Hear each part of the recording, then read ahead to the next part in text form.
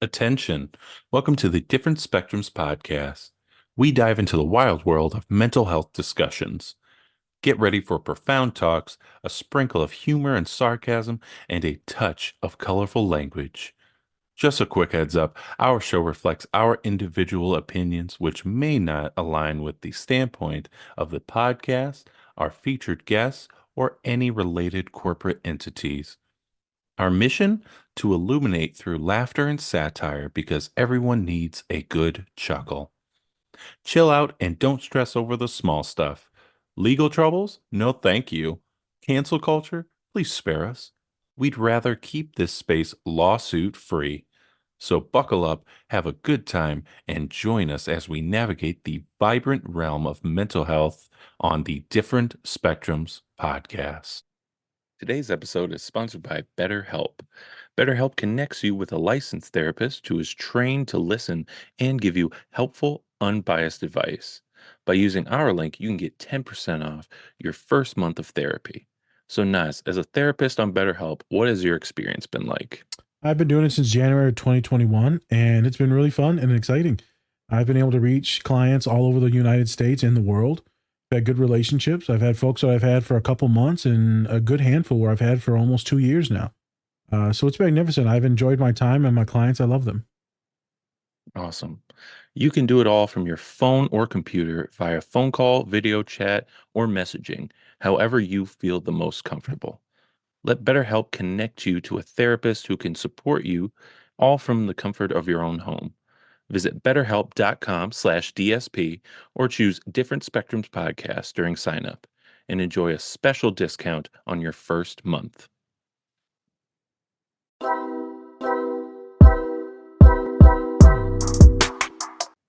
Hey everybody, we back again. Hey everyone, we back. We live. I'm Spencer. Of course, we have our licensed clinical therapist, Naz. Dr. Nas, Dr. Graybeard Nas. Okay. I got Your roasted beard is today. not that gray. You got Yeah. like patches of gray in No, there. it's not getting fully gray. I was getting roasted today. It is what it is. Whatever you say, Mr. Fantastic. Anyways, don't forget to run up those likes for us. We'd really appreciate it. So, before we get into the show, we have a special guest today. She is an LMFT who is part of and works with the Latinx and BIPOC community, helping teens and young adults navigate their lives in these interesting times that we live in. Please welcome Stephanie Olano. Welcome. Thank you. That was a Yes. great introduction. Loved it. You I know, will. do my best. It does its job. Yeah, no. I do it just 30 minutes before I'm supposed to get on. Anyways, welcome to the show. We're happy to have you. This is going to be a fun one. So today we are doing the movie Turtles All the Way Down, which was a book by the author John Green. John Green. Stephanie, I know you got a book there. I know I you do. got it. I know you do. Hold that thing up now. It's the book. There it is. Signed copy. I spent a little extra for that. It's Yeah. stamped. Yeah. You Hey. know, Hardcover. Oh, hardcover. those are the best ones. Stamped, Mhm. signed, sealed, delivered. Yeah. So today we're going to be talking about that, and then we're also going to be talking about OCD, some friendships, and then some hyperphantasia, among other things. Yeah. Naz, anything before we get into the show? Before we get started too far, a couple of scenes, trigger warning for those that are dealing with OCD. You're more than welcome to watch. I just want you to prep and get ready for that exposure. There's going to be a car accident in that. So those of you that, have some hyperphantasia, it could be hard to see that accident. Everyone is fine. But it lets you know there's an accident. And then she's going to have kind of a full-blown meltdown in the hospital, where she's going to be technically doing, technically it is self-harm, what she's doing. Not going to be super intrusive, but it is self-harm. So just as a heads up for that, you're going to see some stuff. It's magnificent for folks that don't suffer with these things to kind of see what this is going like. This can affect anyone with really bad anxiety, but specifically obsessive-compulsive disorder, and a lot of folks that are on the autism spectrum, that this is just ingrained in many of us. So We're going to get into it. As you know, it's the summertime. I ain't got a lot of stories, not a lot going on. I'm not going to lie, it's just Fortnite. That's it. Cars, trucks, that's about it. Trucks and cars. Yeah. I've gone full autistic. Trucks and cars. Has anyone got any trains? Where are the trains? I don't understand. There's one funny thing. I was thinking of a client today, and I'm like, I wonder how she's doing. Email at 6:00. Nas, do you have any free time? I was like, yes, I've done it. I've done it. I am Xavier. I've gone full Xavier. Let's fucking go. I already went bald for Get this. to my office. Yeah. What's the Mexican name for Xavier? Javier. It's Javier. There you go. Dumbass. It's Wait a minute. right there in the I just name. passed out. You're Mexican. I just passed You out. idiot. I was thinking of I something gotta more revoke your racist. card. I'm sorry. No. All right, I'm going Arab now. What's the Oh, hey, here's Arab your name? card. Take that away. I got to. I'm I'm going. sorry. Well, I was looking for I got a something. card for you. Never mind. It's not yours anymore. Taking it away. I still like tacos. Who doesn't like tacos? I can't say Javier, but I love tacos. You know, What? Javier, no, y'all pronounce it wrong. You people. You people. Oh my god. All right, let's get to the fucking show. Whoop Okay. Whoop whoop. whoop. Oh, oop, oop. I'm taking your card, son of a gun. No more autism for you. Thank you. Yeah. All right. Yes? Okay. Oh my god, my face already fucking hurts. Jesus Christ. She goes, Javier. I literally passed out. I was like, oh no. You're not even rolling the R's, man. You're just adding to it. Yeah, no. The other day I said King Sierra, and my dad was like, what'd you just say? Ooh, that is so bad, He dude. literally was like, you stupid motherfucker. You could have just stopped at Quince. That's all. We know No. what you mean. King Sierra, can I get more queso? With my fucking pico de gallo. I want some pico de gallo. Where's the ranch dressing? Oh Am my I god. right? I'm about to go to Texas and get roasted by these fucking folks. I dude. hope you do. Oh, I it's about to be so bad. We're going to San Antonio too, so it's about to be hella Mexican. Oh, it's gonna be awesome. It's gonna be great. I gotta let my face fucking settle down. Woo! It's all tight back here and shit.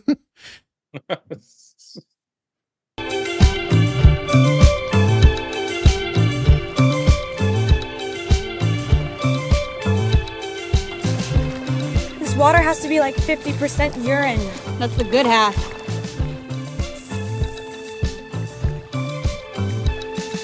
Kidding. This water is teeming with bacteria. What a day. The sun's a shining, canoes are floating, and we're about to live the American dream. Benefiting from someone else's misfortune. Could you please row a little gentler so I don't get splashed? Sorry. The water will get on you, and then it's only a matter of time before it... Hey, did you know that this river is the only reason that Indianapolis even exists? I know you're trying to distract me. Yep. But did you know my thing? Bacteria can lead to giardia. So, back when Indiana first became a state, there were all of these heated debates about where the capital should be. And they noticed that there's a river right smack in the center of the state. So they're like, boom shakalaka. Perfect place for our capital. But then after they made the announcement, they realized that the White River is like 6 inches deep and there's no way in hell you can float a steamship down it. For a long time, Indianapolis was the largest city in the world not on a navigable waterway. That's actually really interesting. Yeah, I knew you'd like that. And look at that! We're here! Almost!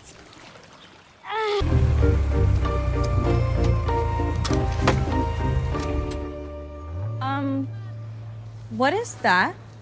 Oh, isn't he fabulous? I'm naming him Liam. I thought we were saving the money for college. We are. Most of it. But I talked the car salesman down to $8,400 from $10,000, so in a way, I made money. In no way did you make any money. But you already had a car. I'm just saying. Okay.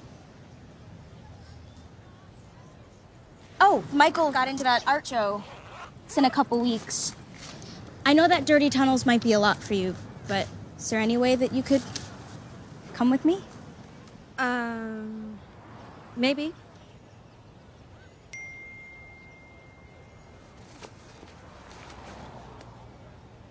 Oh, Michael wants to meet up before homeroom. Oh, I love how into me he is.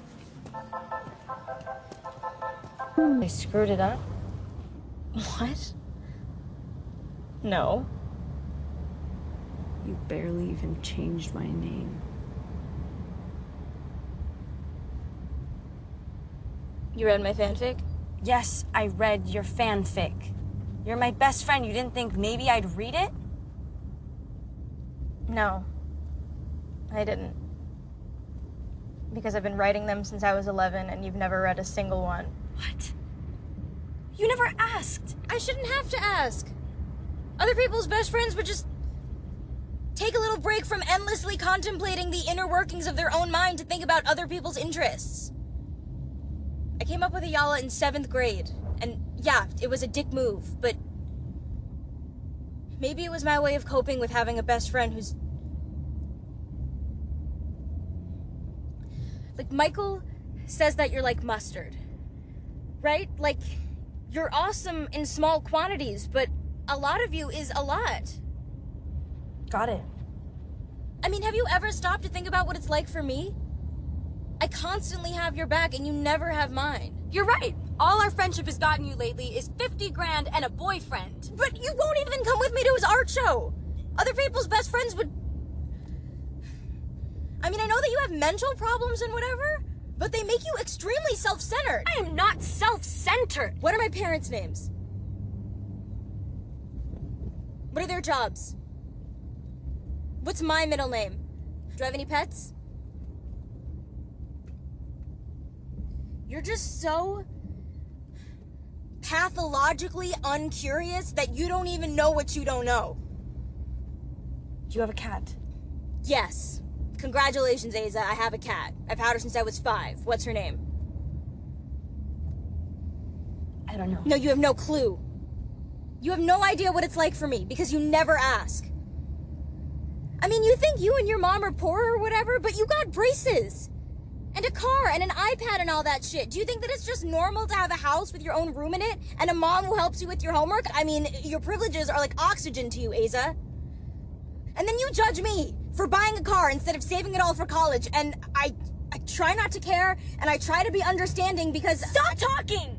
Jesus Christ, you haven't shut up in 10 years! I'm sorry if it's hard hanging out with me, but imagine actually being me. Imagine being stuck in my head all the time with no break, no way out. I'm sorry. And to use Michael's clever little analogy, imagine eating nothing but mustard. Being stuck with mustard all the time. Okay, I shouldn't have said that. And if you hate me so much, then why did you just stop asking me?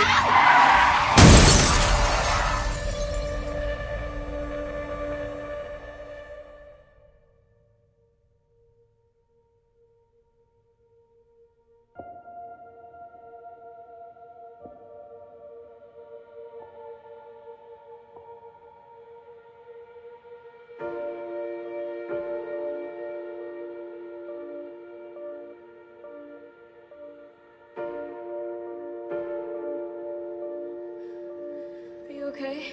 I think so. Do you? You hurt. Aza. Stop. Stay still. Aza.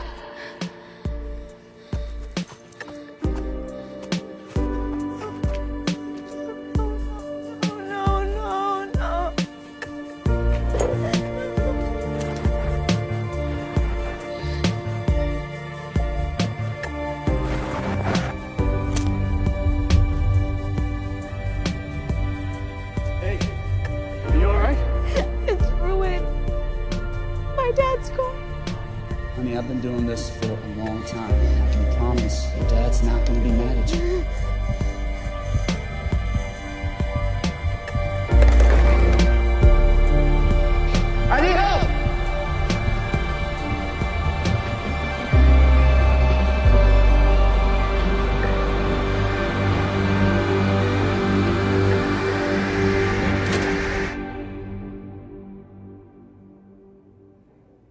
kiddo.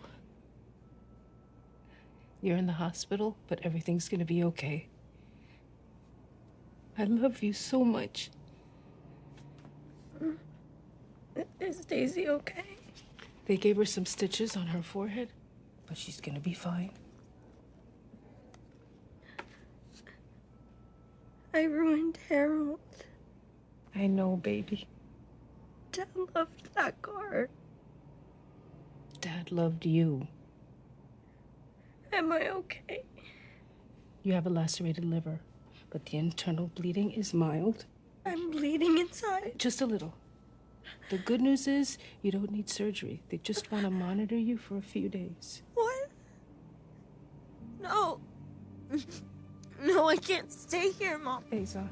Please just do something. I can't stay here. I have to go home. I'm gonna get C. diff if I stay. You don't have C. Probably diff. already have C. diff. No, you don't have C. diff. Hospitals are where people get it, okay? I can't stay here, Mom. I can't stay here. Asa, your liver is bleeding. We can't go home. But I'll be with you the whole time. I promise. I have to go, Mom.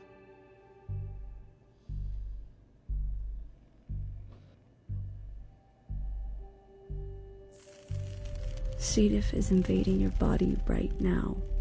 It's all around you.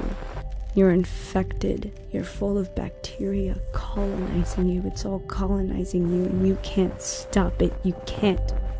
You can't have a boyfriend. You can't go to college. You can't have a job. You can't even control your own brain. You can't. You can't. You can't.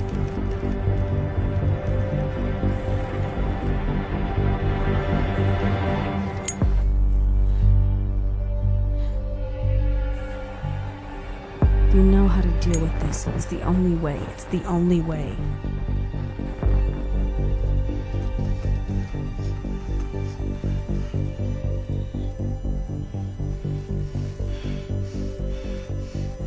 Come on, kill it. Kill the infection. You have to. You have to. You have to. Please. Please think about something else. I hate being stuck inside you. You want to feel better? You know how to feel better. It'll just make me sick. Do you want to die of C. diff? This is not rational. Your now is not your forever. This is not rational. Your now is not your forever. Kill the infection. Kill it. Kill it now.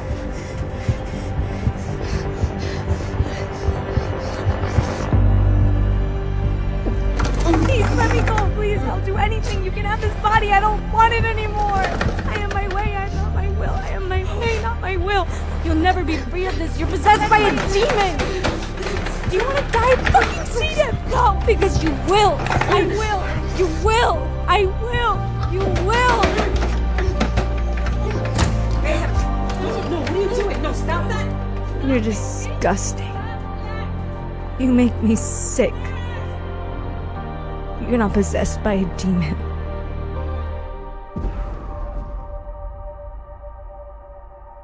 You are the demon.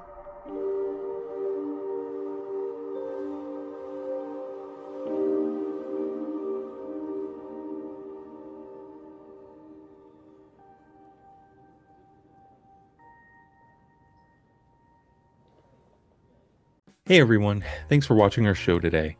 We just wanted to take some time to give a special shout out to our collaborator, Cat and Raven Design. They are a small queer-owned business that specializes in LGBTQ plus pride soaps. They have great designs, some that even look good to eat, but don't. You can get 10% off your entire order if you use the code DSP or go to our link tree. Help support this great small business and help give back to a great community. And we're back again. Hey, we're back and we're live. I almost passed out and died. So, you know, thank you for that, Stephanie. You're attacking people with high blood pressure. I get it. You got something against us. You know, I'm going to have to drink a cola after this, lose another toe. It's fine. Okay. It's fine. Cola. A cola. We're not saying which brand it is, all right? Yeah. We don't know. They don't sponsor us yet. Let's get into the show. Okay, let's just do that. So, before we get into the movie itself, Stephanie, like I said in the intro, you're an LMFT. How'd you get into like mental health? How'd you get into being a therapist? The short story, my sister told me to. That's the Okay, there you But go. most There you autistic go. thing I heard today. when your sister is the parentified sibling, you kind of just do what she tells you. Like you just, and I'm the baby of the family, so you just do what Ah, she says and then just go on. But no, I graduated 2010. That was at the height of the 2008 recession. There were no Yeah. jobs. Okay. There were no jobs. I didn't have a plan. I just didn't know what I wanted. And I was a liberal arts major. Like, what was I going to do? You know, couldn't go into any direct, line of, No. workforce or anything. So my sister sat me down and was like, you know what? Just become a therapist. You read Freud for fun. You give good advice. You have a listening ear for it. You seem to have a knack for it. Okay. You seem to love it. Just try it out. So that summer, I decided to just apply to community college, take the Psych 101 courses, and see how far I could take it. 10 years later, still trying to see how far I can take it. Here we go. Here we go. Here we go. Okay. So with you, so I'm assuming you really love books, huh? Oh, Really yeah. love books. Comics, wordy books. I call it chapter books or wordy books. Yeah. Okay. Do you, uh, when you first kind of started reading books, did you have a sense of like you could see these different pictures when you read, or was it more of like you just wanted to get all the information you could when you started reading? So when I was younger, I didn't like reading. Oh, So I could remember like when Harry Potter came out, I'm like, I don't get it. I just don't understand why people are obsessed with this book. He's white. yeah. It wasn't until maybe high school, I started reading for fun, and Okay. it wasn't even like a sci-fi or fantasy book or anything like that. It was actually like reality. It was about this author by the name of Pyrie Thomas and his life in Spanish Harlem, but also during the civil rights era.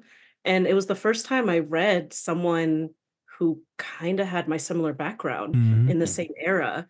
And it was just, for me, it was life changing. The way that he writes prose and writes scenes, it was just like, wow, like, wait, we can do this? Like, mm, there are people who kind of come from similar cultural background. He's Puerto Rican, nothing what I am, but similar background of like family dynamics and experiences and trauma. It was like, whoa, like this is we are allowed to be white writers. And it wasn't until high school I was starting putting that together. oh, okay. Yeah. I mean, so and with that, then you've kind of drawn these experiences from others, and you feel like you can now you're really helping out others in your own community and doing that. Like, what does that mean to you to really help your own community through mental health? I think for me, it's what we've always done. I don't know, like when you live in a collectivist society, you're always figuring out ways to help one another, Mhm. help lift each other up. I think at least in my family, we've always strived for like if someone knows something, if someone is better at something, you should try and like ask for help or try to see what they know so you can make your life easier. Or Mhm. at least that's how it was between me and my sister. She's technically first gen and she went through college and grad school on her own so that I could have an easier time navigating those circles and Okay. I didn't have to struggle as hard. So it was that kind of mindset of like, okay, you do help out. You do try and like make it easier for someone else so Yeah, they can be more successful and help the next person out. yeah. When you were going through school, so you did your undergrad and then you went back to community college. Did you ever have any teachers of color, or mostly was it white-bodied individuals? My favorite ones were the ones of color. Like, and then there were the ones who were like maybe on the spectrum, but they just didn't advertise it. You know, So I saw that there motherfucker was a eating flavor of Legos. something. Yeah, you saw Yeah. him eating Legos. You're like, he's autistic. Like the way you talk, there's I something know. there. There's something. Yeah, no. We'll go back to that. The way you sent me that email, Yeah. that ChatGPT, it's 2010. There ain't no ChatGPT. I'm autistic. Yeah. But they were few and far between. A lot of my again, I come from like a liberal arts background. A lot of them were white or white Mhm. presenting of a certain generation. And I didn't see a lot of myself in those in that realm. But what I did, I'm like, can you like mentor me? Can I like be in this room a lot longer type of thing? For sure. What about when you started going through like internships and stuff like that? Were you starting to see more folks that look like you identified, with you, or no, not so much? So that's like kind of complicated. So when you're a nonprofit, you do see a lot of yourself, You do. but to a certain degree. The directors don't look like me, but the ones who are doing the work, yes, they look like me. And there's something, I think personally, there's something sinister in that. I think they do that on purpose. Yeah, that's a whole podcast to get into. Way back when we talked about it with Lilo and Stitch, when Cece was talking about the businesses and the companies that she's been working with, and she's like, it's all black women in here working, and yeah, the folks that are running the show are like these white dudes. What's going on with that? And it's very much like that in higher education as well, at the counseling centers. You're like, you see all these women, it's 90% women working in there, and then you just see the supervisors, admin, it's all white dudes, and you're like really? Yeah. And every nonprofit, it was the same thing. Or even when I was working with Medi-Cal clients, I'm like, the ones making these policies and decisions, they don't look like me, or they do not come from a mental health background. How does that work? That's I weird. don't get it. Yep, that's always weird. We're a very diverse company here, so yeah, we're a little diverse, just a little bit. We're diverse, not anything up here, mostly down here. Yeah. Where you'll be be stuck there. Oh, you think you could? No. Stays right there. Right. And it's like a great like representation of gatekeeping like that I've ever seen. Like yeah. No. No. Oh, you don't know the password. Sorry. You know the password. The password is palm. And I'm locked out forever. God damn it. She said the password is the palm. It's gotta be this color. I remember when my homegirl was like, dark meat, white meat. And I was like, oh no. Yes. I can't say it. Yeah, white on white. It's fine. Oh my God. Red? White on white. That's just a sandwich. I know. Got that white bread. All right. Real quick, I want to pay respect and tribute for folks that went to community college. A lot of people shit on it. I went to community college for 2.5 years, right? I mean, mine was a different path. I was expelled from one university on some stuff, but I went for 2 years, loved it. Those were my favorite teachers until I got into my master's program. And then all these wonderful women would come and were like, oh, baby, we're going to take care of you because you're an idiot. I know. And they were right. They were. It's just awesome when people take you under their wings. But I just want to shout out a bunch of folks that are at community college now. There's no knock on it. Don't listen to the noise. Go there. It's inexpensive. Get your knowledge up. Get your study skills, your habits up. Go to community college if you can't afford it. Please, please, please do not shit on community college. Now I did that plug. You can co-sign that plug if you want to. I just wanted to make sure I said that because people love shitting on community college. No, I find that, even if you can afford 4-year community college is where it's at, because a lot of those professors, they actually want to be there. They actually just want to teach. It's not, whereas, when you Research. go to the 4-year private colleges or institutions, it is for clout.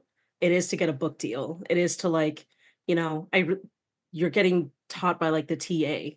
So you're Correct. not even going to your teacher, So yeah, if you want to deal with more passionate teachers, community college is the way to go. Magnificent. Just wanted to talk about that. I'll kick it back to you, Spence. Yeah. And I also went to a community college as well. So Oh shit. we up in here. Look at us. Poverty And row. sometimes it's free. It's free. The county I live in, it's free. So, Oh shit. That Yeah. wasn't free, but yeah, San Mateo County, they know what's up. So if you want to do like a whole 4-year in the trades, like you can go for free. Oh shit. They're starting to switch that in a lot of places now, Spence, where they're starting to make them free. Oh. Yep. Didn't know that. They're That's trying actually to. really They're cool. trying to in a lot of places. Of course. Yep. Yeah. Well, we'll see if that happens in the future. Free college. They suck anyway. Well, Now, what? that's what they're gonna say. What? That's what they're gonna say. Why would we do free college when we're going to ship all these weapons to a country to murder a bunch of other people? Ah, Whole other story. Whole other I'm just going to conversation. take a pause in an awkward silence there.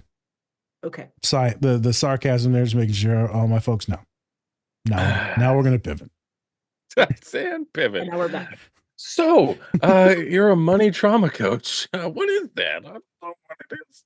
Yeah, so because I work with a lot of young adults or folks who are first gen and they don't know how to deal with money, they are very nervous when they get like their first few paychecks. And maybe for the first time in their lives, they're having conversations on what do I do with generational wealth?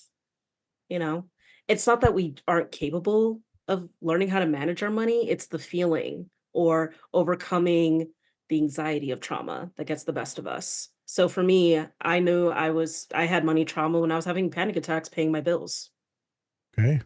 you know, and I had to seek professional help for that. But explaining it to my financial coach was very difficult because they don't come from a mental health background.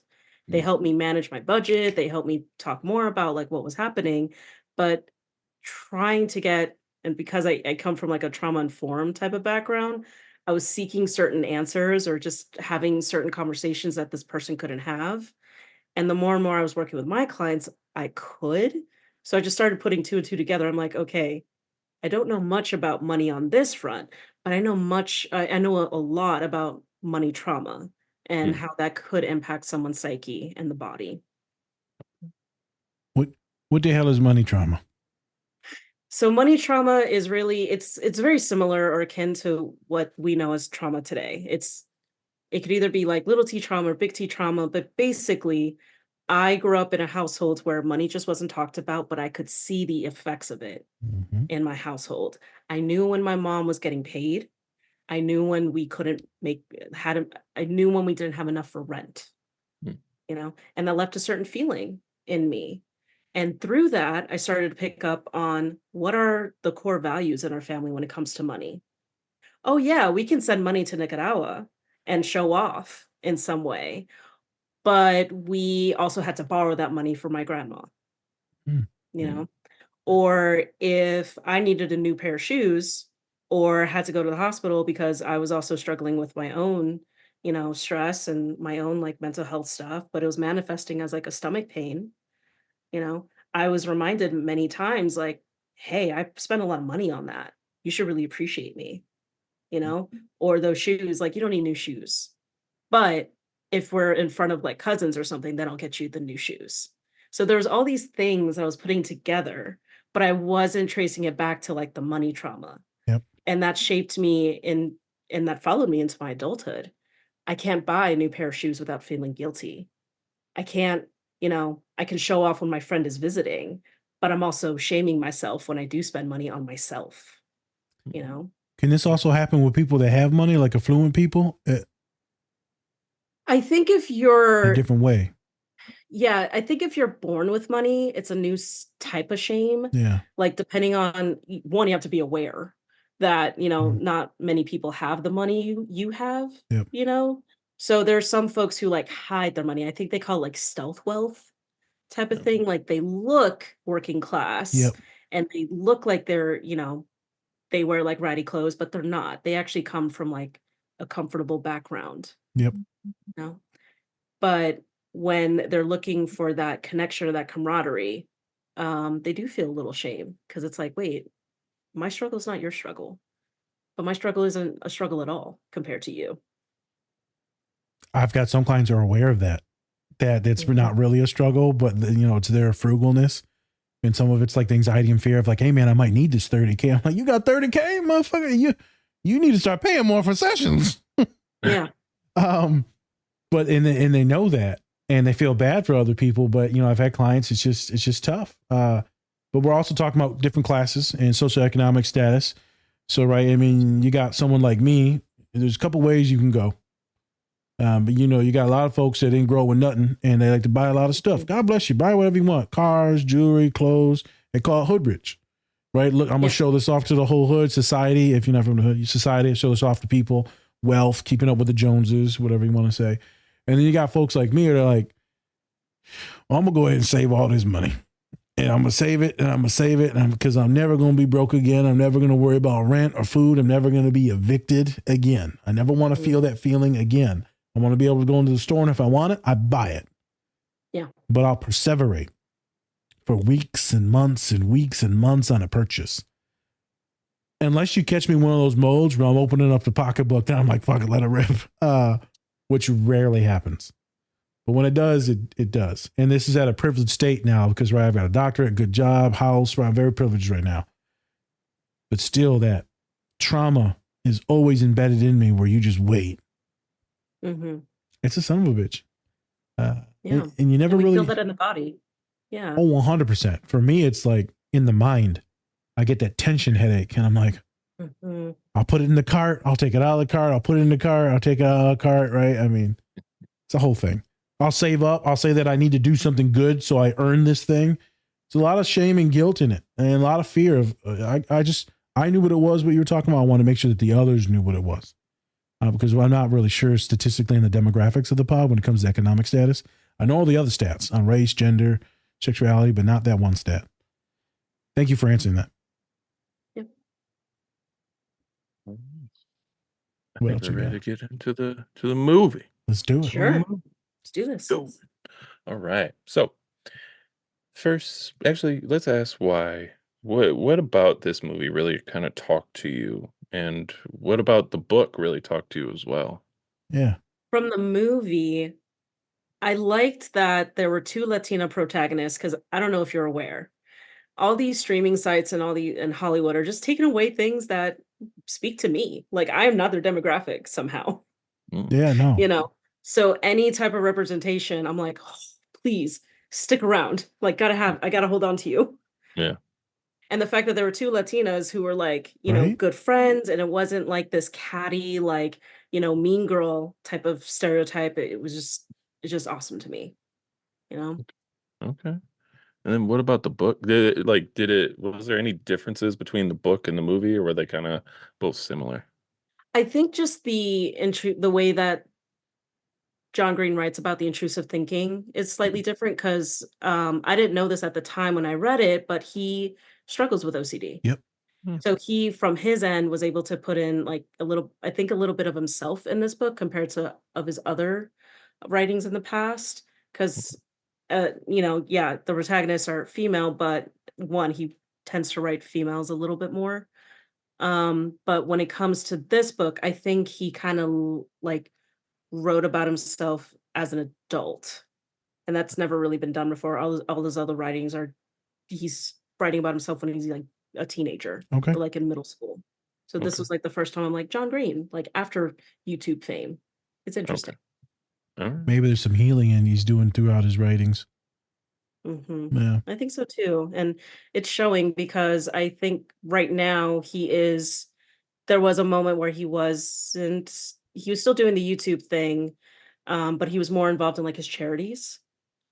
So you didn't get the sense of like he didn't leave the sphere, but he was taking a step back for a little bit. But now he's kind of coming onto the scene a little bit more, especially with this project. This is a random question. Why in the hell is it called Turtles All the Way Down?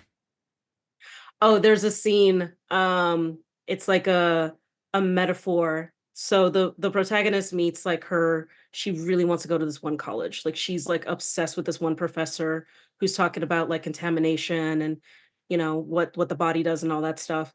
And there's this metaphor that the professor uses on like, so what happens if the universe is rests on the back of a turtle?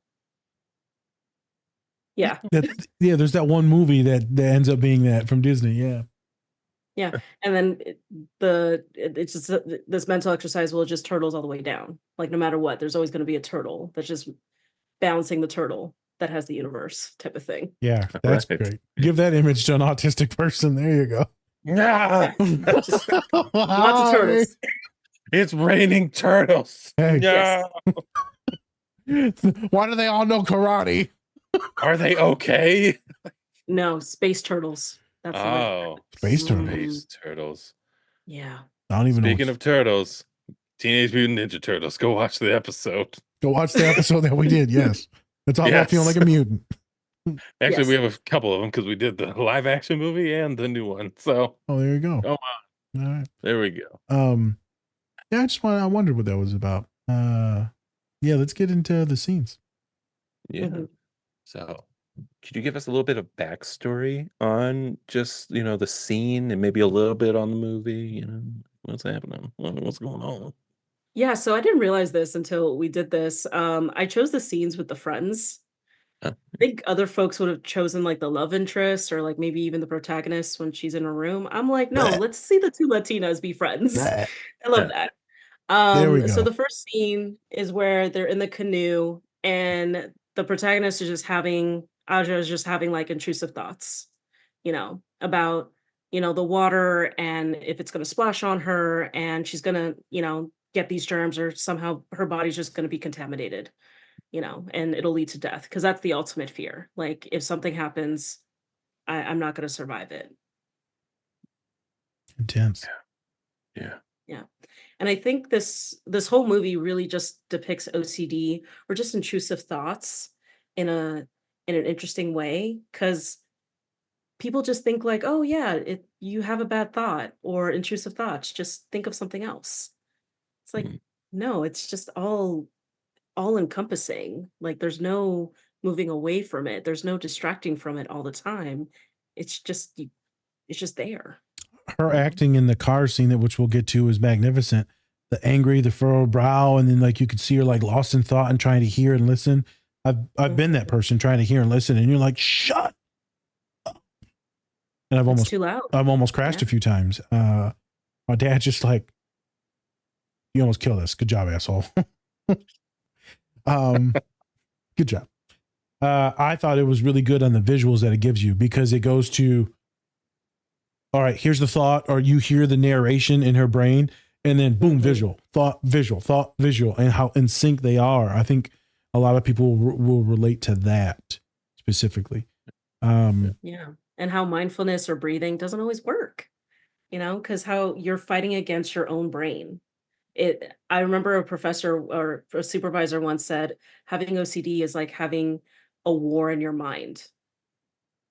It is. That's really how it is. It really is. So that first scene, right? They're cruising on the boat, and right, some stuff's happening, right? And her brain, she's starting to lose it. I want to talk about if you've had any clients that have had OCD, and how have you helped them manage it and work through it. I'm a firm believer that OCD, you're not getting rid of it.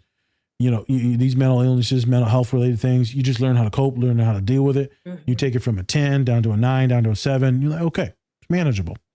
You could have different beliefs. It's completely fine. So have you had any clients that have dealt with this? And do you think that her friend did good at helping her cope and get through it? Yeah, so I think for that type of intrusive thinking or OCD, no. I haven't much experience. I have had, clients with OCD, but that is like kind of like there's like a PTSD or some type of trauma that accompanies the OCD, Yep. right?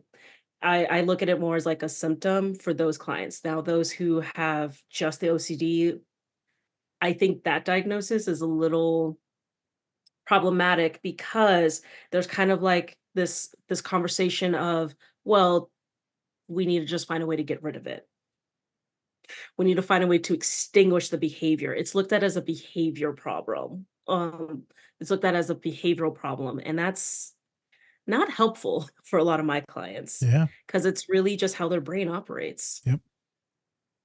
And for the protagonist, Aja, she had legitimate fear. That water looked awful. Like why would you can't consume it, you don't want to swim in it. Why are we to say like that's a irrational thought when there probably are some legitimate concerns there. I've been to Indiana. They have some shitty water.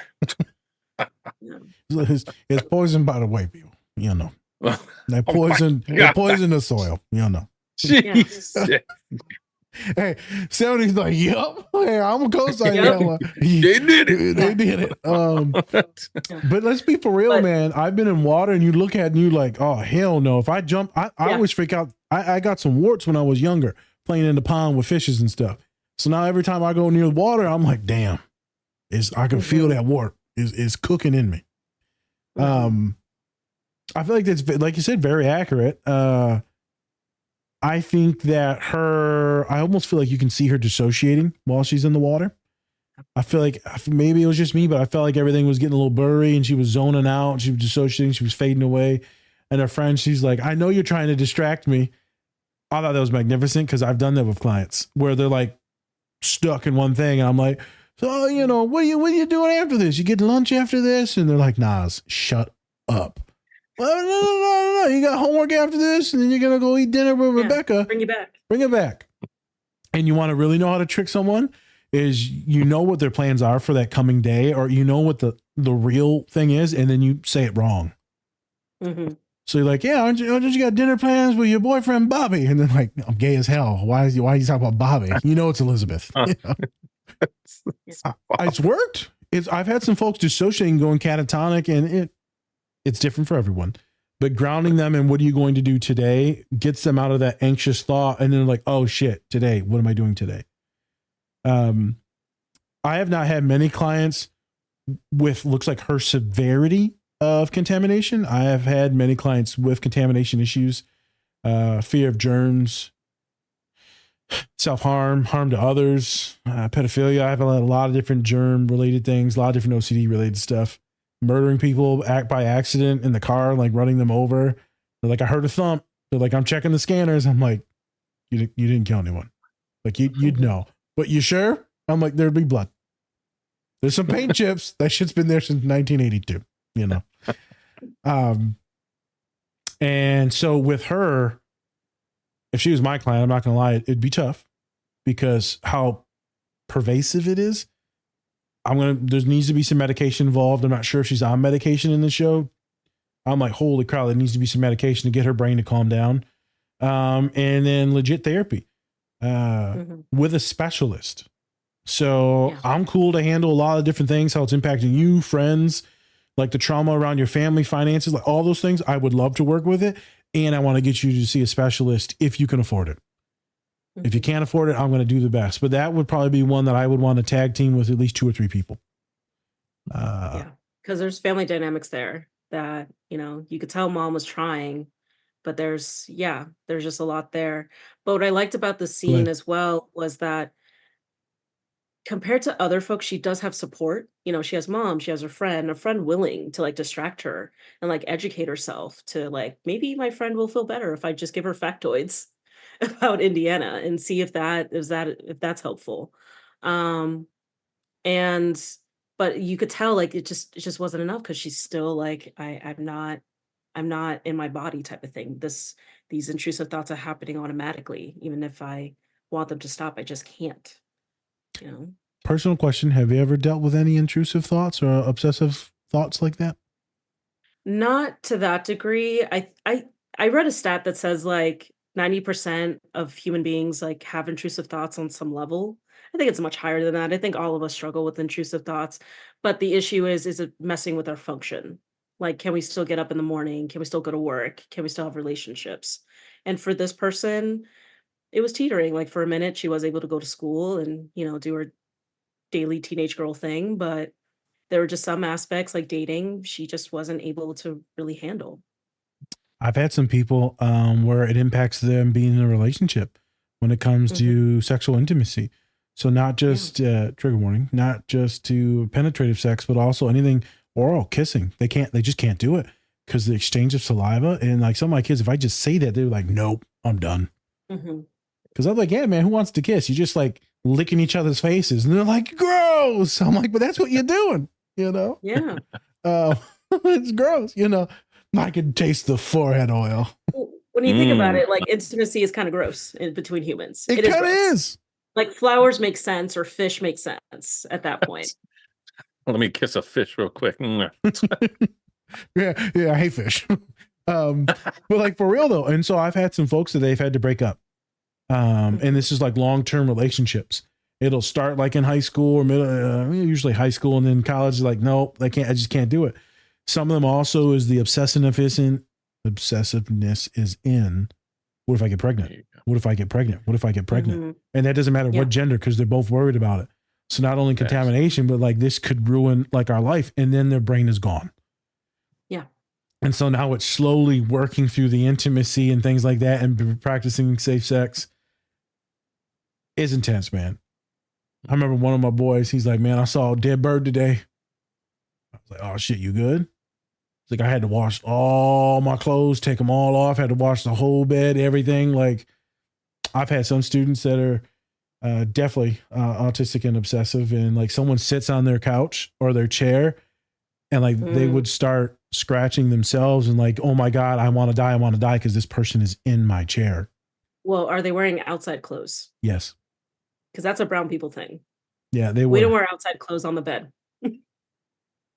So outside clothes, yeah. So you got to change your clothes when you come inside. So, you know, for me, Especially if you're on the bed. see, Yeah. me and Spence, we'll get a full game of basketball and go lay in the bed. Hell yeah. Oh no. Let me No, tell no, you no. something. Let me tell you something. It gets sweaty over there. My bed's right there.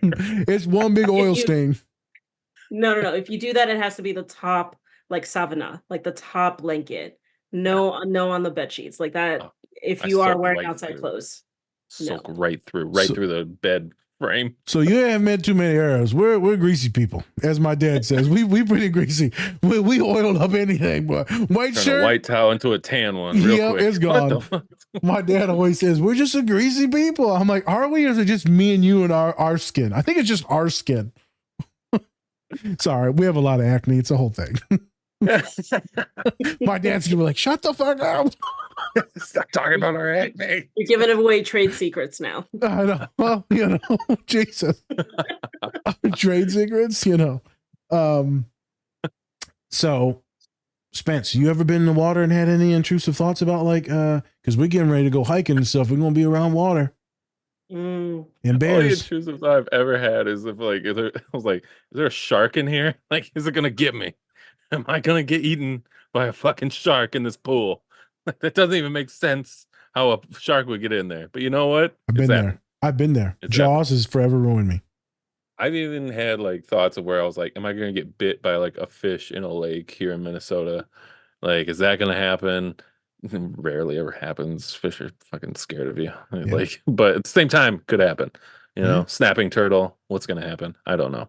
But I mean, not really. Only because even if I did have those thoughts at one point, I would probably just like they would immediately kind of go away. You're able to and filter kinda them out. fizzle out.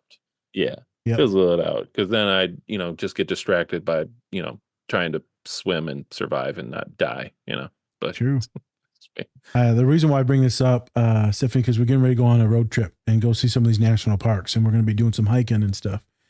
And we'll say bears, though. That's a real threat. And I'm like, bro, gotta watch out for bears. so I was talking to Colin, and he's like, "Yeah, you guys, did you buy your bear spray?" And I was like, "What?" I just bought 2 canisters of bear spray, Spence. It's like pepper spray for bears. No honey. Damn. And so here's the next intrusive thought thing that I thought led right really good into this is I bought 2 of those life straws where they filter it where you can drink like pond water. And I'm like, there's no way I'm going to think that I'm not getting contaminated from pond water while still using the straw, even though it say it's 99% effective. What about that 1%? That 1% is straight urine. Well, I think nowadays, like contamination, intrusive thoughts are just norm. Like we just came out of like the pandemic. Right? It may Preach. not be on water, but it's anytime I have to open like a public door or touch anything outside my home, I'm like, I need hand sanitizer. I need to wash my hands. Because again, we have had 4 years. It's We're intense. just having those precautions. You're right. I forgot. Everything's been heightened. OCD has skyrocketed. Obsessive thoughts, contamination fear skyrocketed since the pandemic, especially with a lot of folks having immunocompromised things like my father as well. It was pretty intense. And if we're being honest, a lot of death. People like to forget about it or like say it didn't happen. A lot of death. A lot of people of color died. So. Oh, yeah. My dad almost fucking died from that shit. It was I bad. remember. He was Really on a bad. ventilator and everything. Fucking A. Yep. Scary, man. Scary times. Yeah. So, and although you guys are talking about hiking, like, are we aware of like the bear versus man conversation? Yeah. Actually, we did have a conversation pretty Like- recently, actually, on the pod. Yeah, I know me and my partner, we're like bears. Bears, right? Bears. Bear. no. Yeah. But we said real quick, maybe you won't agree. Now, let's say we got different races of men in that woods. Were you scared of them Yeah. all equally or some a little bit more than others? The fact that I don't know the man, because again, Okay. I'm a woman. Yep. Like that Fair. femme presenting. Yep. Physically, I'm unopposing. I don't come off as like I can handle myself in the woods. I can't. I'm from the Bay Area. I know nothing of the woods. If I'm there, I'm lost. And if I see a strange man, it's a very different situation for me. Facts. Fair. I was Fair. thinking, like, I see another black guy or a brown person in the woods, I'm gonna be like, hey man, you lost too? If I see a white, Are they coming after you, or do we have to run? Do we? Do I need to hide? Yeah, no, I get that. I know. But no, You know what the I'm fact saying? that You gotta I know ask the these questions. man, yeah, Scary. It's It's scary. Scary no matter what. And I'm gonna be real with you. You know, I joked a lot, and I said, you know, I've said some jokes on threads, and people like were hating me. It was funny. I was like, y'all keep calling your ex, but keep saying you choosing bear or whatever. We're gonna pivot. And this is actually real life. I was walking with my niece in Texas, and this is after my brother had passed, and it's just me and Salim.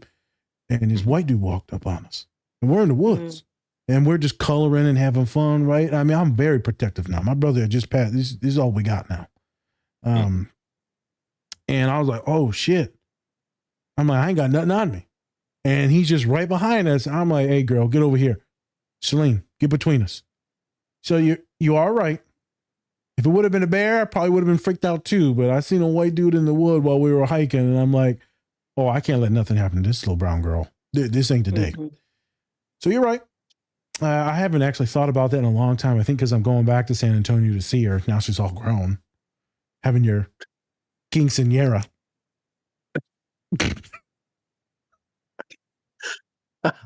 It's been in Indiana way too It long. just hurts the ear. Quinceañera. Quinceañera. I'm getting whiter and whiter every day. It's horrible. This is what they do to us. You know. It's mind control. I ain't had any ethnic food. I had bratwurst today. I ain't gonna lie. And a light beer. You're not even German.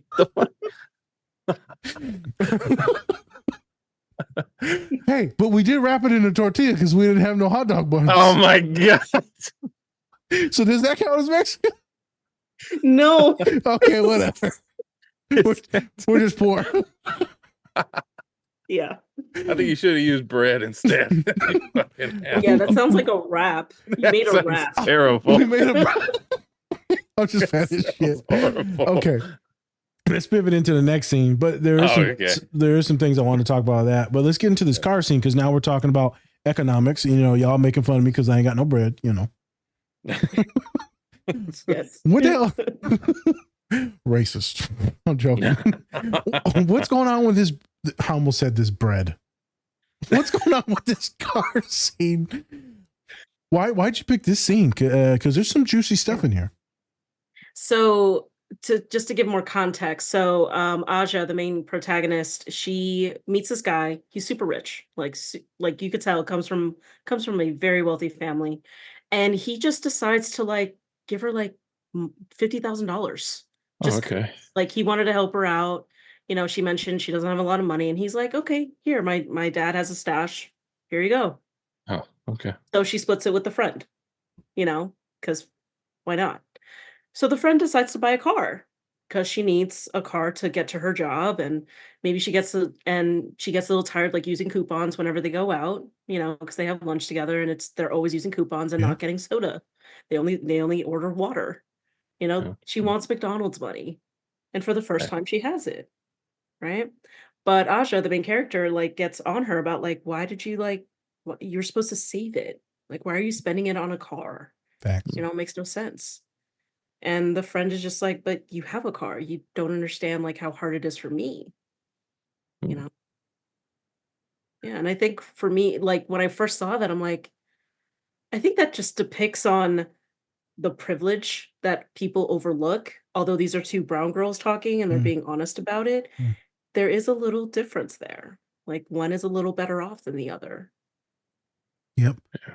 Does the character that got the money, is her family like more poor compared to the other girls, or is her parents not there? Because we didn't get a chance into her background.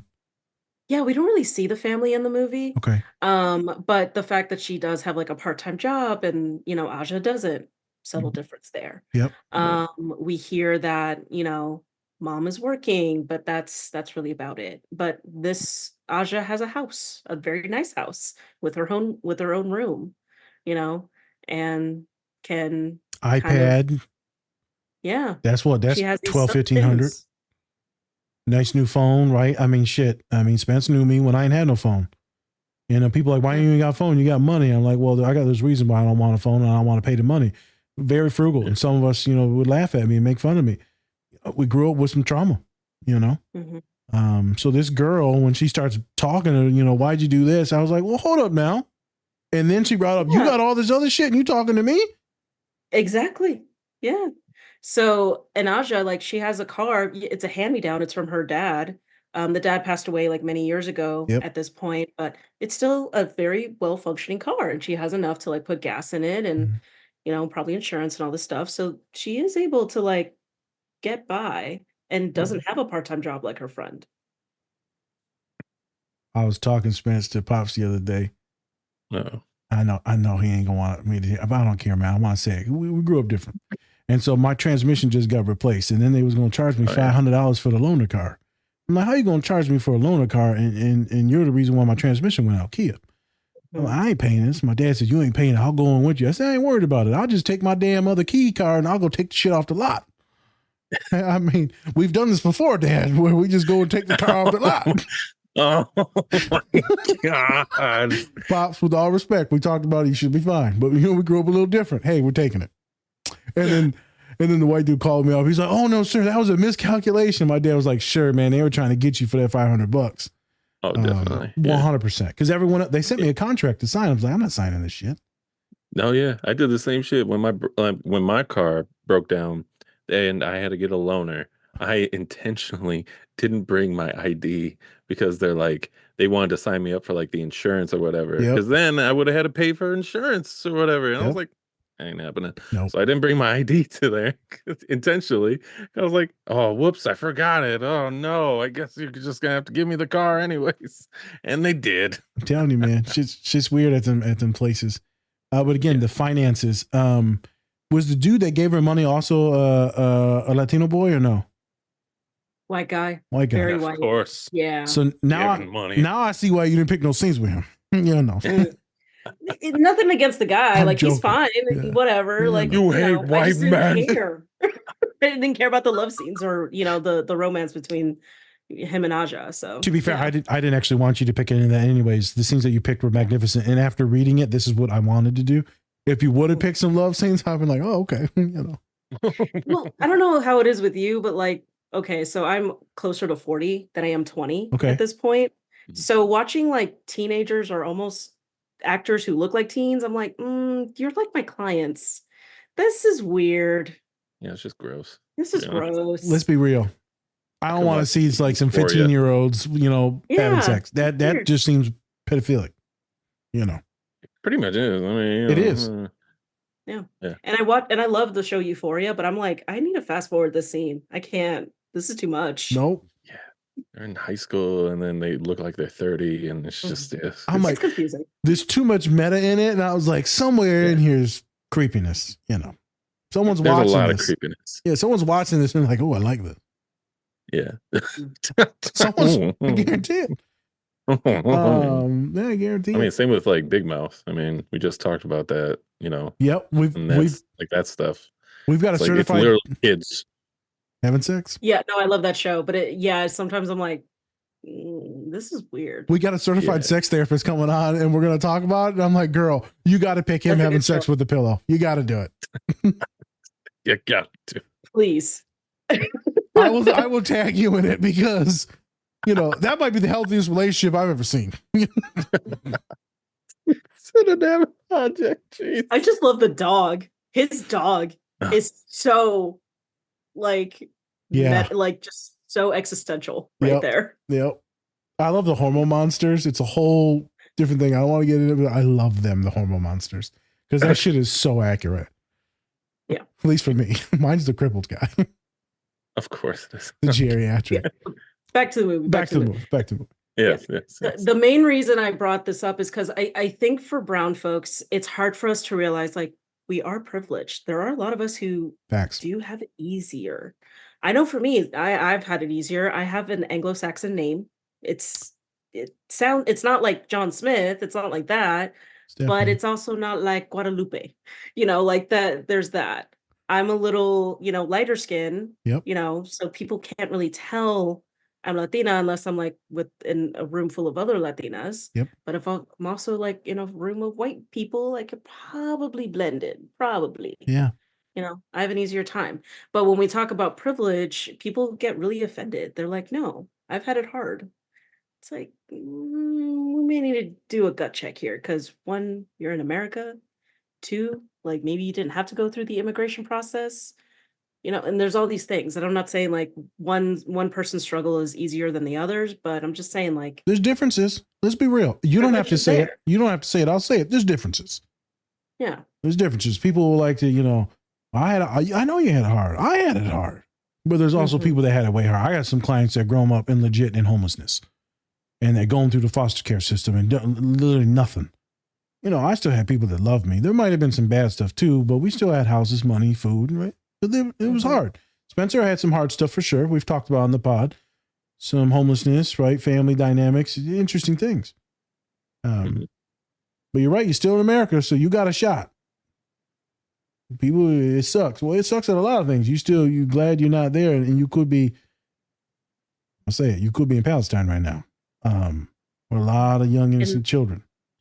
Yeah, and it's not to dismiss anyone's struggle or anyone, I'm not trying to do that. if they're having a bad day, but it's just more like when it comes to subtle things is like, I just want to spend my money the way that I want because it's her money. Yep.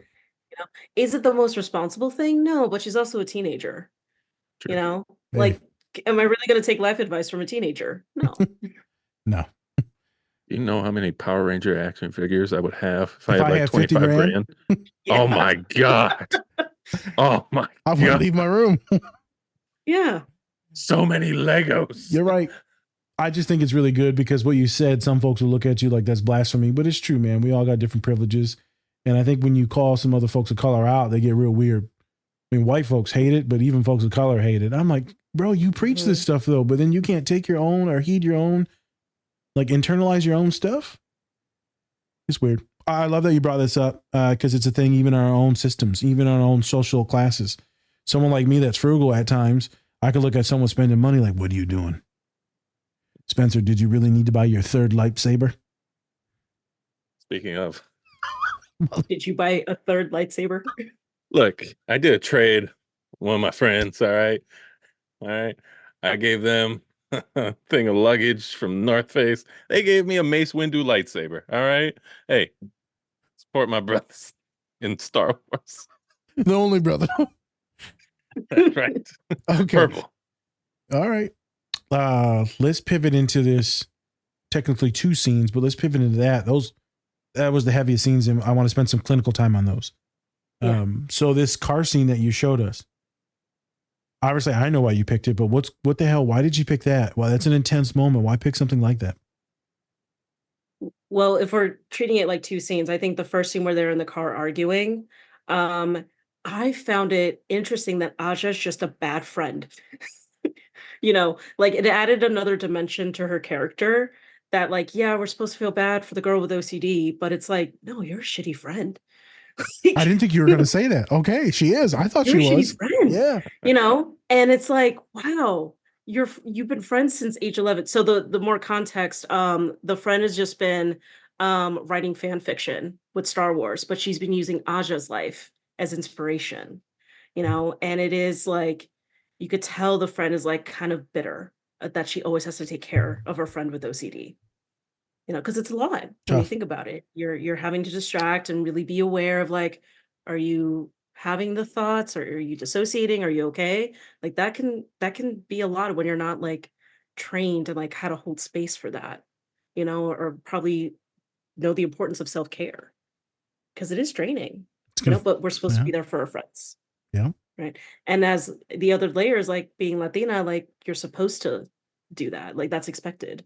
You're supposed to be self-sacrificing. You're supposed to, be a people pleaser. And for the friend, I bet she just was like, you know what? I need a vent. I need to like express myself. And fan fiction was that for her. But the fact that Aja never read any of her stuff since age 11, and they're like close to like 18 at this point, never even thought to like maybe read a thing or two. Kind of messed up. Yeah. Yeah, so I think a lot of things were just like boiling and, just kind of like cracks in the friendship to begin with, but the fact that the main focus was the OCD, they never had a chance to like really process that until that car scene. Spence, when you're listening to it, did you feel like she was a shitty friend too, or were you like, it's fine? What were you thinking when watching it? Right, because it's our first time. Right. I mean, it's tough because I don't know like the full thing, but yes and no, because sometimes being a good friend isn't just like having all the fucking details on your friend, right?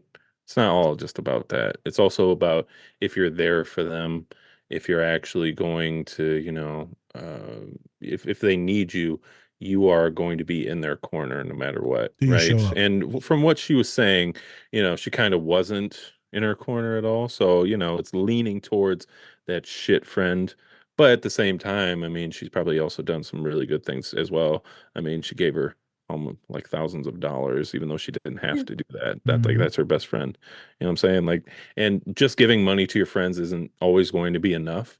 But at the same time, if I'm a friend and I'm struggling and someone else gave me thousands of dollars to help me with that, I think that would be pretty amazing, and I'd be, pretty happy with them, and and it's not just about the money, it's also about if you're there for them as well. So, there's Yeah. some you can't just for me, you can't really just say like, oh, automatically just shit, like just shit. For at least for me, because I think there are different levels of friendship that you can really go through. And yeah, they've known each other since they were like 11 years old. That's But the thing, though. hey, some people are different though. Some people are like True, that. Some people, aren't going to know like, do you know my middle name? No. The bro. fuck? Like, no, I need to know that shit. But she said, like, do you know my parents' name or something like that? Yeah, I was that's like, true. bro. I said, let me tell you. So I was sitting there thinking, like, damn, I know Spencer's mama name. I don't know his daddy name either. I'm like, motherfucker, you got cats? I know. When she was asking those questions, like, fuck. Well, because even in that scene, like, would Aja had even known like who to call if tables were turned in Oh that car wow, accident? Mm, You know, true. like I bet you're the right. friend was able to call her mom Correct. because Contact. she's over at that house like almost every day. Correct. But I thought about it in my head. I thought she was a poor friend because to be with someone that long, you got to know more intimate details, in my opinion. And not everything eidetic, like, right? I mean, I can't remember Colin's dad's name right now, but I know it was Maz Jen, but I grew up around her my whole high school career. I know some of his cats and stuff like that. I know a lot of things about my friends. And so to be that one-sided, like, I get it because she always needs a lot. So the whole time I'm thinking, okay, I'm like, shit, am I a good friend? And like, I'm trying to think of you, Spence, and then Colin. But I'm also thinking, girl, did you ever set any boundaries with her? Did you ever talk to her about you getting overwhelmed, or were you too scared because you thought she was going to get ashamed and like shut down or distance you, cut you off, or rage? And so what was holding her back from like working on these things and talking about these things? I work with my clients all the time on this issue. Like, yo, if it's too much, it's too much. You're not a martyr. You're not their therapist. They need to work out. Well, they ain't got no money to afford a therapist, this and that. I'm like, okay, but we still there's ways and there's programs, and we can help them get on Medicaid. Like, there's things we can do to make it to where you're not the lift. You're 17 years old. What the fuck do you know? You got your own stuff. And I think for folks in our community, it's hard to say no. Because It is. in our families, like we're so programmed to just you're not really allowed to say no. Yep. The end needs help. You can't say no. Like there is no option. You just do it. Your grandmother needs a ride to the hospital. Obviously, I'll drop everything. That makes You sense. know? Yeah. Your cousin needs help with homework or something. Like you're just programmed to just give, give, give. So, and even most recently, like I had, well, I want to say it's almost like a year ago, I did like a speaking engagement at a tech company, and the conversation of boundaries came up. Yes. And they're like, my mom will never understand boundaries. Like if I were to say that to her, she'll probably slap me. I'm like 30 years old, you know? And Why you're is not that? really the idea is just not, it doesn't really belong in our culture. Like you're just when people ask you of things, you're just supposed to do it. And I think that stems from like, because a lot of our rights were taken, or property, we didn't have generational wealth. All we could depend on was each other. Good So point. if we say no, that means we have nothing. Because name a system in America right now: medical, education, work, anything. A lot of those things weren't built by us, Nope. and they weren't really meant for us. Nope. And what we were talking about earlier about like things being gatekept from us, like, yeah, that is real. So even if your family says no, damn, that's very lonely. I also think a lot, there's been so much paid forward with parents, grandparents. There's so much suffering in the past. Their suffering has led to your easiness, right? You know, the older generations, you got it easy, my mom would say. We were in the cherry fields picking, strawberry fields picking. You playing video games. You better bring your ass out here and do this yard work. Yeah. Bring your ass. Bring your ass. Isn't that the Minnesota thing now? There it is. Yeah, we're losing by 20. It's Yeah, fine. you have to pay homage. You do. Respect. And so I'm thinking about that. Every time I've sat down with my Latinx students, and you know, they talk about, man, I gotta get my parents off my back, or I can't keep going back home to help out my sister and all that. I'm like, hey man, eventually you gotta cut some folks off. But they're like, man, but the shame and the guilt, and everyone's gonna get angry and they're gonna think I'm a piece of shit. And I've had one boy, Mexican boy, my old school. He stopped coming to therapy and he started bad mouthing me to this lady. But I want a professor, and the professor knows me. And he said he don't care about family. He don't care about family. He's one of them. He said, you sure? Do you know who Nas? You know who Nas is? No, I don't need to know Nas. He ain't shit. I need to go back and help my family. He's failing out of school, doing a bunch of horrible stuff. It's all BS. Get in trouble with the law. He was sociopathic. And she goes, Nas takes care of his brother and his dad, who are both disabled, right? And they live with him, right? He's like, oh, I didn't know that. She's like, you should probably know things before you run your mouth. Mm-hmm. So I ended up seeing the boy and I just looked at him. We just did the little nod and we just kept going. So I know what it is to take care of folks, but I've also had to cut off individuals. And I know what it is to sit with that where people look at you like you're the bad guy. Even though that these other family members were suffocating me and asking me for things I can't do. And so I would have to sacrifice my education, my manhood, my money, my brother and father's stability and mental health to help others. But in this Arab and Mexican culture, like, hey, man, that's what you're supposed to do. And I'm like, no, man, that's not. And now as I'm older and I'm going to these things with family on the Mexican side, they're like, I'm so happy for you, but I know you thought I was a piece of shit that whole time. And I know my mom bad talked me too. And I know my sister bad talked to me. It is what it is. So I've helped clients of color work through that. But bro, you want to see another level of intensity, Stephanie, is international students. So I see a high rate of international students because they work at, they go to Purdue University. It's intense.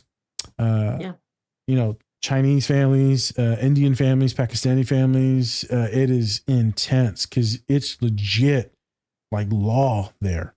Because they haven't had time to like adjust to the acculturation. It's only when you come here, you start to see like, wait, you don't need to make family the center of your universe. Family is not the sun and moon. You like go around. What is that? What is that? They're like, no, I can't do that. I'm like, yeah, your mom doesn't need to call you 10 times a day. But no, I have to talk to my mom 10 times. No, you don't. What happens if you don't answer? She will call me 20 more times. Oh, damn. You might as well just answer then, so that way you can get her off your butt. Interesting within our cultures. So this car crash, there's a car crash that happens in this because they're like going at it. Mm-hmm.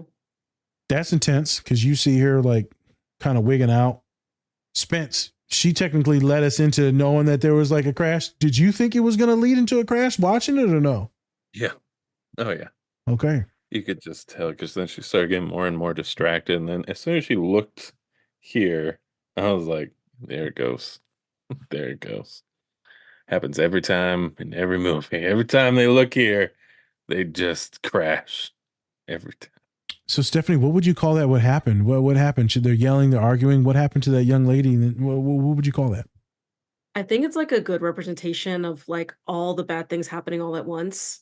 You know, we have intrusive thinking, we have escalated conversations, we're having a hard time regulating and managing our emotions, and it just all of us have it. You know, hopefully it's not behind the wheel, Mhm. but it does happen, It does. and it happens automatically, and there's no real way to like, you know, how do I get back? How do I become grounded? Because at that point, it's just, that window of tolerance is just so high. There's no way for it to come back. I say you explode. In that moment, you explode. You're gone. You're completely Yeah. full dissociated. In that moment, you're arguing. You're not focused on what you're doing. You're just kind of on autopilot, and it's just rage or it's sadness. So she completely deregulated, as many folks do with anxiety, maybe OCD, autism, doesn't matter. With trauma histories, you deregulate. And you probably dissociate a little bit, kind of get a little woozy, a little dizzy, right? Maybe a little blurry vision. But she made that sentence or that statement, that metaphor of, my friend said you're like mustard. You're okay in some doses, and he's like, I love mustard though. But you don't want that much fucking mustard. Mhm. And bro, that hurt me to the core. People have said it to me. Spencer knows this. Sometimes I am too much. You were on the podcast. You're like, Nas, you're animated. I'm like, yeah, because this is one of the few people that actually can show anything, and him not be like, you're a piece of shit and you're too much mustard. Mhm. You're all the mustard I need. Oh, see that? Well, yeah. That's a I mean, gross, but Yeah, I know. It's like, yeah. I feel like a hot dog. But no, now. I think that's the struggle for a lot of neurodivergent folks, and OCD is like part of that umbrella. Yes, it is. But I think all of us have heard like, oh, you're just too much. Like you're being a lot right now. Mm. That actually happened to me recently. I think my partner and I were just joking around, and we were at a table with a bunch of neurotypicals, and my partner had just said, I'd mentioned like, "Oh, I'm feeling a little self-conscious, like, how's my hair? Like, how do I look?" type of thing, and he's just reassuring me by being a little jokey. That's just what he does, and he's just like, "Your hair's fine, but, they don't care. Like, the people at the table, they don't care. Like, it doesn't matter what you look like. They hate you." And someone overheard us, and she was just like, "That's a lot," and then turned her back to us the whole time, you know? And it's just that little subtle difference of like, are you in the joke or are you not? No, you don't do you get oh, I guess you don't get it. You don't No. get it. Okay, never mind. Never mind. You know? But I know I've been personally told like, "Steph, like you're being too loud. Like you're being like extra right now." Yeah. And over many years I've had to learn like that was just the messed up message, Mm-hmm. you know? I don't need to be that toned down. I don't need to be that professional type of therapist. I am allowed to be a little jokey or sarcastic, you know, but unlearning that is interesting. Tough, right? Because not only are you fighting the whiteness that it is through therapy and how they teach the profession in grad school, but you're also dealing with gender politics too. And since I'm a large boy, I can get away with some stuff compared to you. But people will knock on my door like, everything okay in there? I'm like, I'm in here laughing with my client, man. Back the fuck. Well, you just in there hooting and hollering. You do the same shit, Bobby. Like, I don't ever knock on your door. I'm in here trying to do a meditation. You out here making jokes and shit. So don't interrupt me when I'm having fun with my client. There's not always a lot of good moments. So if we're laughing, let it roll. Yeah. But yeah, black and brown bodies, we can be more animated. We can talk, and for folks that are autistic that listen to the pod, because as many of us are, or neurodivergent, ADHD, many other things. Some of us has voice modulation or regulation issues. So we got some that are way up here, and I'm like, boy, you better stop yelling at me, boy. Yeah. And then some are very soft spoken and quiet. So I mean, that's the thing in our community. Like what? Like what is that? Is this anxiety? Oh no, this is just how you talk. Got it. So that's the thing. Do you think 2-in-1? So I saw today that you post some stuff about body positivity versus body neutrality. And so is this like a big thing that you also talk about, was like body related issues, body positivity, body dysmorphic related things, or fat phobic things? I was wondering if this is also part of like the stuff that you promote, like, or advocate for. Because I was wondering if that plays into your stuff too. You're like, oh, does my hair look like this and that? Because every time I've seen you on the internet, I'm like, you're gorgeous, and I hate you. Oh, And I'm like, I hate your hair. It's every time your skin. You know, I'm just getting weird. Sorry. you're fine. But I'm like, yeah, you are gorgeous, and I love the post that you put out today. Because I was like, holy shit, I haven't thought about it like that. Generally, when I do a post, it's more or less like themes for that comes up a lot. So if I'm hearing like a sense of, man, I really don't like my body, it's like, oh, maybe I should like talk to my social media person, and we kind of come up with stuff. But as we're going into summer, Yeah. I know like summer bodies is definitely a thing. And how do I accept the body that I'm in when, Eurocentric whiteness is the beauty standard, you know? And I know for me, like personal, things like my hair or my appearance wasn't, I didn't always like it, like especially my hair. Oh So wow. having wavy hair was considered is what my family members would call like hincha hair. Now, hincha hair is like unkempt. It's very like low class, kind of ghetto Mhm. hair. Oh wow. That means you don't have money to like straighten it or like get it treated or, Okay. find a way to like hide my ethnicity type of thing. Although said jokingly, it kind of did hurt, because it was my hair. It was very like Yeah. I love my curls, I love my waves, but that wasn't allowed. And none of us really knew how to take care of it. You talk to my other Yeah. siblings or my other family members, um, they mainly straighten their hair. Yep. So all of us are like, we don't know what to do with this. You want to do the wavy thing, but I had to learn on my own what that meant. When did you get Yeah. comfortable with it? Because that's one of the biggest things I've noticed about you is the hair and the curliness. I've always enjoyed that natural look, but I know whiteness makes folks, even in the black community, straighten it or conk it. Like this is the vibe. Yeah. Ooh. In the beginning, it was a practical thing because to get used to like wavy hair, it does take some education. It does take some I've products. There heard. is an investment, I've heard. time and money type of thing. So to straighten it to me was always like it's the easiest thing, you know. Yep. But the waves were just unruly. They always came back. So I would spend almost an hour just straightening it because I have thick hair. And I think during the pandemic, it was just like, why the hell am I doing this? Yep. I'm working for myself now. There's no need to like hide the curls anymore. I could just show up as myself and my clients Awesome. appreciate that, you know? Awesome. So still learning. I don't know half the time what I'm doing, but so far it is like it's a learning process. And that's kind of where me and my clients are on the same pace about it, especially with body neutrality. It is a learning process. There's going to be ups and downs, there's going to be good days, bad days, but the moment you start to just be more aware of like, okay, what do I want to do with this? How do I want to approach this? That's half the battle right there. Facts. Okay. Magnificently said. The last thing, Spence, I don't think we've ever touched on OCD like this before. Can you think of it? No. Give us a depiction, kind of what's going on there, and then why you picked that. That I thought was a magnificent visual for everyone to see in depiction. Yeah. So what I loved about this whole movie, it really just depicts and what it means to have intrusive thoughts, especially with OCD. And it's not in this like monk type of way, like I need to wash my hands, frequently, or I need to like have these little ticks or mannerisms, because that's a little comedic, it's a little jokey, Yep. right? This shows like the actual mental health disorder, you know, Yeah. and it's not this like tropey way.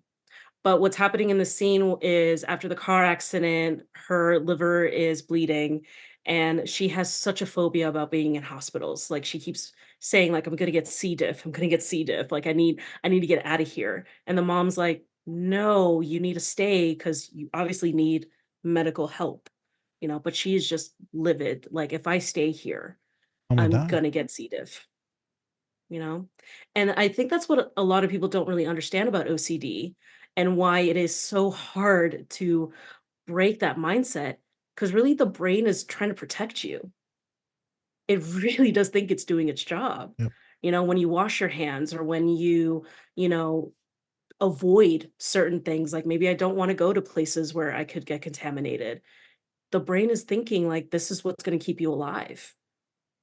So labeling it as irrational thinking, or it's a mindset issue. It's not the full picture. Correct. So when she has to accept, like, she needs to stay in the hospital, she is still struggling with the idea, like, I'm gonna get C. diff. So she goes to the bathroom and, starts, like, devolving. The breakdown starts to happen. And she looks at the hand sanitizer and is like, okay, this is the way to save it. This is the way for me to do this. I can eat this hand sanitizer and be better. I didn't see that coming. I'm not gonna lie. I didn't see her Yeah. eating it coming. I thought she was gonna pretty much bathe in it. But when she started eating it and then globs of it, I'm like, oh, this is intense.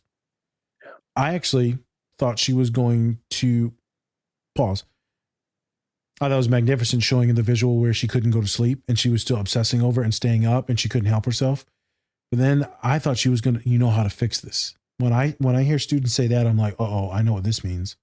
Yeah. This means end of life. This means the only way, because many of my students with severe OCD, the only way to stop it is to not be here. And I was like, no, Stephanie, this is not what you're showing us right now, right? You can't do this to me. And then, and thank God, it was still really bad, but it wasn't that. And I just want to be very clear that I will have people that contemplate very severely termination of life because there's no way to get out of this. And that's horrible to know that folks have to like go to that extreme to escape the germs or to escape whatever that phobia is or the obsession is.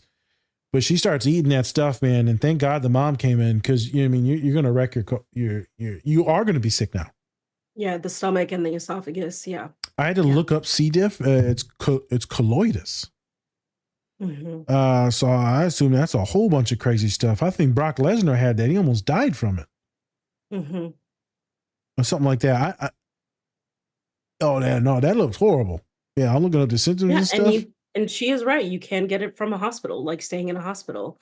But it's just once she has the thought, it just kept going, and it kept reminding her in the flashes. Like there's no stopping it. The flashes, I wonder if that's the actual flashes that he saw when he sees things, the author, because that was a very molecular level flash, and how it's like poisoning the body, and like the germs are moving throughout her cells. Very intrusive. It reminded me of the hyperphantasia, which we talked about with our last guest, which will air about a month before this when we talk about the movie The Fountain. And I can see that pushing a lot of people. They just keep going and going and going, and they spiral into worse and worse and worse. And I'm almost surprised. I guess I'm not surprised. The mom can only do so much.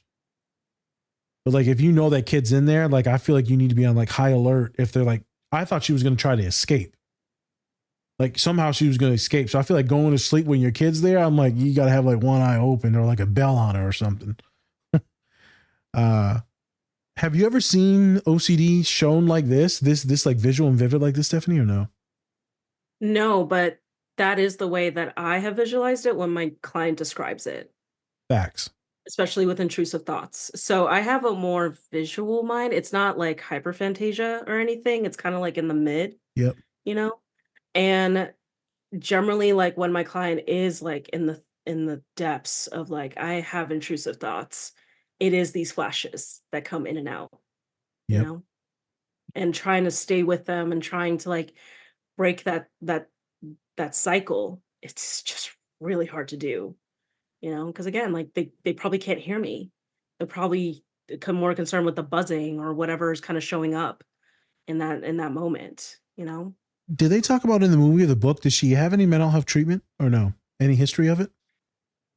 Yeah, but I think it was. So this is where I think John Green needs to like kind of explain himself a little bit more.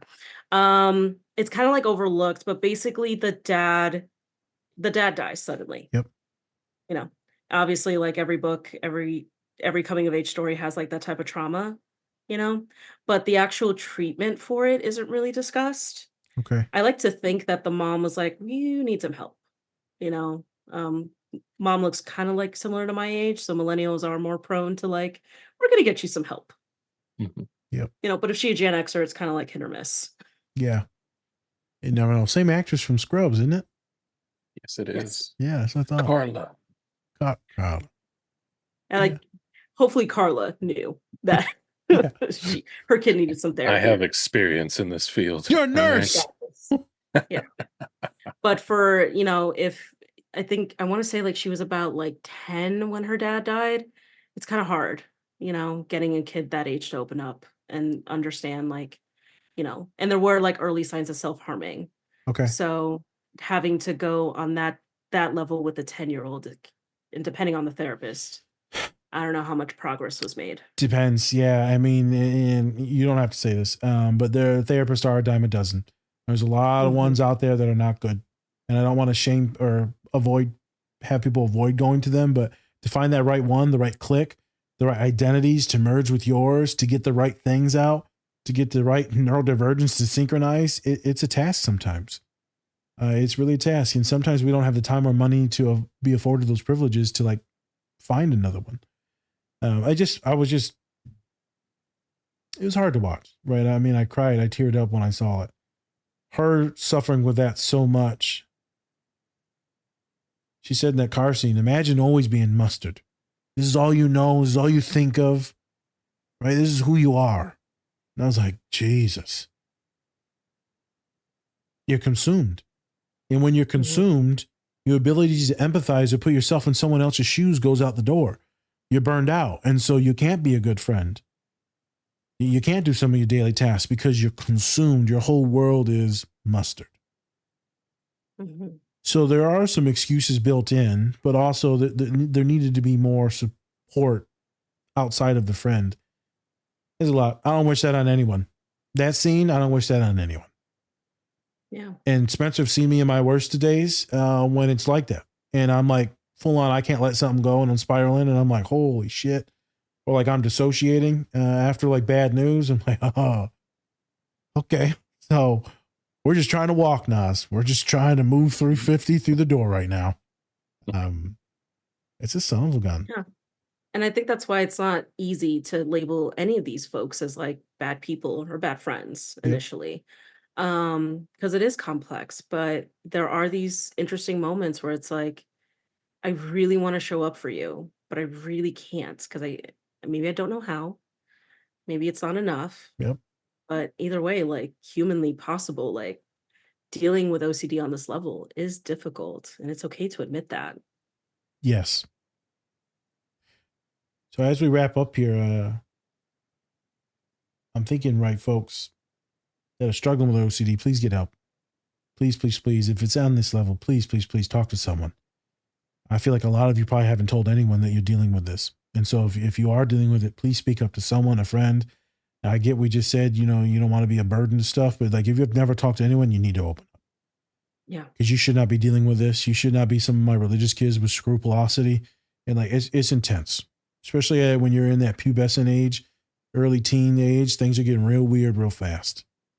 And if you are the person that's feeling like you're getting used too much, and maybe you're in our cultures, you really need to do your best to start standing up for yourself. You can't give from an empty cup. Like you still have to live. And if you say, hey, Nas, you're selfish and you're a piece of shit, well, okay.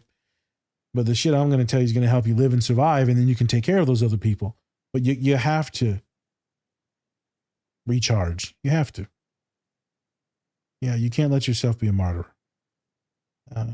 That's old school stuff, man. That stuff don't work. Those martyrs die, FYI. You're dead at the end of it. There is no like, oh, I was a good person. No, you're dead. You got any sauce? Oops. Shit, my microphone. You got any sauce? Some tapatio you want to put on this? Sorry. Some what? Yeah. I think what a lot of folks probably missed in the movie is there is a sense of like Marianismo in this. That whole image of like for Latinas to be as close to the Virgin Mary as much as possible that is a goal. Okay. That is what is instilled in us from like when we could walk, and to break that or to somehow be contrary to that, it really does feel like we're breaking a rule. It doesn't have to be like absolute, like always no, always yes. There can be a little bit of a balance. So the way that I describe it to my clients is like n- saying no doesn't automatically mean no to everything. It just sometimes. Can we just move to sometimes? Same as like body neutrality. It's hard to like be positive when you're not in a space of like, you know, you really don't think your body is a beauty standard, part of the beauty standard. So why don't we move to like maybe not hating it all the time? Yep. As long as we're progressing toward that, I think that, hopefully that'll lead us down a path of like healing. Well said. I do that with people all the time. Maybe you don't hate yourself completely. Maybe you don't think you should die. You still don't like yourself, but you don't think you should die. Yeah. If not every day, then maybe like 2 days a week. Can we move to that? Can we you know? compromise to that? You just fine. can you at least say you deserve to drink water? Let's start there. Yeah. We're going at the basics here. I'm gonna kick it over to Spence for the ending stuff. Yeah. Thank you, everybody, for watching. Thank you, Stephanie, for coming on. Any plugs before we get out of here? I am open to speaking engagements right now. Okay. Would love to work with colleges or tech companies or anyone who just wants to see a Latina talk about like imposter syndrome, trauma, burnout. More than happy to talk to you all about that. And I'm also starting my financial trauma coaching services. So if people are interested in that, I do have a newsletter and expect more stuff on the gram. Awesome. Where do we find this stuff? Where? So I have 2 pages, one for my private practice. It's Todos Therapy. Todos for a reason. It's an acronym. So What's the if you acronym? want to know more. Yeah. Together overcoming and demystifying the other struggles. Okay. Yeah, I'm all about the other, whether it's neurodivergent, being the only Latina in the room, being first gen and going to college. Like I want to talk to the other. Okay. You belong here. Nice. And my financial coaching, it's called Awkward Money because I'm all about the awkward. And if you're awkward with money, let's talk. We can talk. Mm. That's not where my brain went with awkward money. I was like, this illegal money. Are you money laundering for people? Like, I don't know what you're doing. Hey, I'm all about like, if you make your money and you're feeling weird about it, whether it maybe that, or if you're a sex worker or a contract worker or gig worker, and it's just you got some feels about it, you can come talk to me. Let's talk about the shame, guilt, the hustle, whatever it is. Yeah, it makes sense. Even working nonprofit, I was a contract worker for many years. I know the pain. There you go. There you go. All right. Well, thank you again, Stephanie, for coming on. Really appreciate it. And it's been fun. Yeah. So with that, I'm Spencer. That's Nas, Different Spectrum Podcast. All right, everyone. Remember, take care of yourselves. Or don't. That's completely up to you. Much love. Peace. Bring your ass. Jesus, awkward money.